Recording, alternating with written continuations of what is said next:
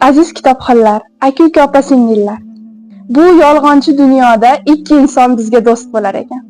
Biri yaratgan bo'lsa, ikkinchisi bu yorug' dunyoga kelishimizga sababchi bo'lgan onamizdir. Ona so'zini aytishim bilan barchangizning xayolingizga o'zimizni mushtipargina kutib turgan onalarimiz ko'z oldimizga kelishi tabiiy hol albatta. Oqibat degan gap bor bu dunyoda. Bu oqibat tushunchasi har bir insonni turlicha ma'nolar anglatiladi. Shunday ekan, ona va farzand o'rtasida oqibat tushunchasi ikki xil ma'noda tushuniladi.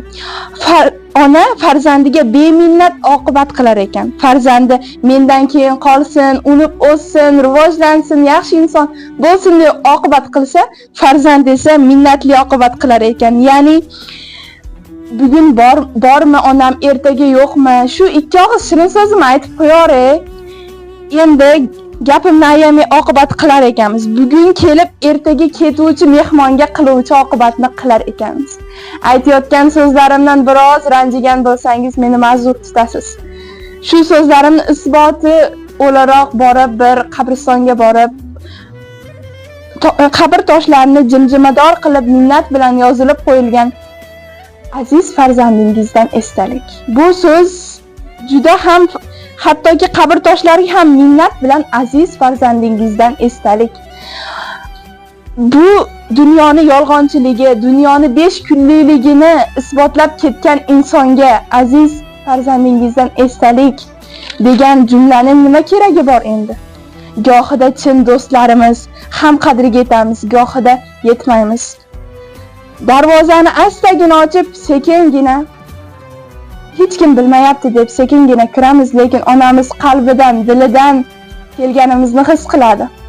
Ona bu eng yaqin do'stimizdek, lekin bir og'iz shirin so'zgina "Bolam, keldingmi?" so'zini biz og'ir olar ekanmiz. "Bolam, keldingmi?"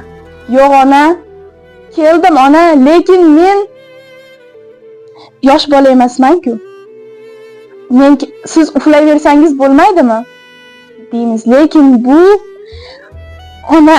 o'sha onaizor mangu uxlab qolgandan keyin ularni shu bir og'iz so'zini topa olarmikimiz? Shu g'aribgina kulbaning g'aribgina xonasida u yoqqa o'ting, bu yoqqa o'ting, tunu kun o'ting, tongda o'ting.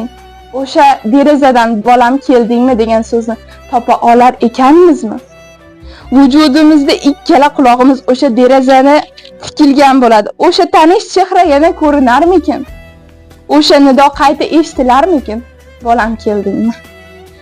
Shuning uchun ham bugun kech bo'lmasligi uchun hozir borib, azizlar, onangizni go'dakligimizdan katta qilgan onamizni "Men sizni yaxshi ko'raman" deyishga albatta hammamizni qurbimiz yetadi.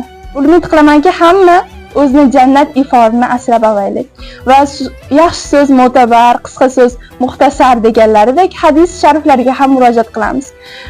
Kalomullohda Sarvar koinot shunday marhamat qiladilar: "Jannat onalar oyog'i ostida." Umid qilamanki, barchangiz jannat iforiylarini asrab avaylasizlar. So'zimning oxirida bir she'r bilan yakunlamoqchiman. Bog'i eram onamning guliga yetolmaydi. Sochlarimni silagan qo'liga yetolmaydi. Agar dunyo boyliklarin boshimdan sochsalar ham otamning 3-4 so'm puliga yetolmaydi. Siz baxtim yo'lga nur sochgan onamsiz, men uchun uyqusi qochgan onamsiz. Siz asli bosiq, sokin ayolsiz, lek meni desa tog'dan ham oshgan ayolsiz. Dunyoda hech narsadan qo'rqmagan, biroq ammo farzandlarining baxtsizligidan qo'rqqan ayolsiz. Biroq men baxtli, baxtiyor inson, chunki meni baxtli qilib tuqqan onamsiz.